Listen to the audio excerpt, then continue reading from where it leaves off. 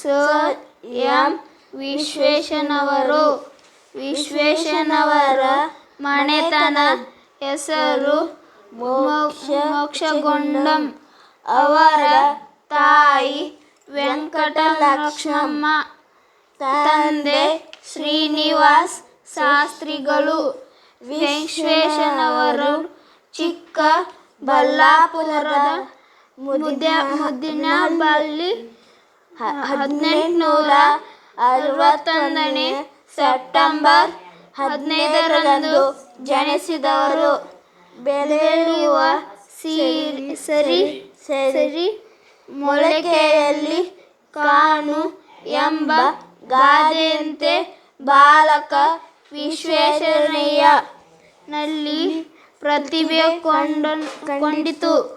ಅವರು ಅತ್ಯಂತ ದಕ್ಷ, ಕ್ರಿಯಾಶೀಲ ಇಂಜಿನಿಯರ್ ಆಗಿದ್ದರು.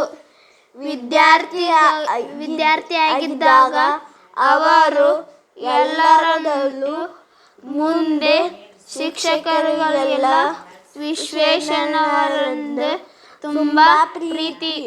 ಅವರು ಮೈಸೂರು ಸಂಸ್ಥಾನದಲ್ಲಿ ದಿವಾನರಾಗಿದ್ದರು.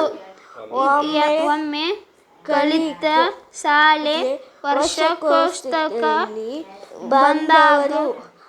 ಆಗ ತಮಗೆ ಕಲಿಸಿದ ಗುರುಗಳನ್ನು ಸ್ಮರಿಸಿಕೊಂಡರು.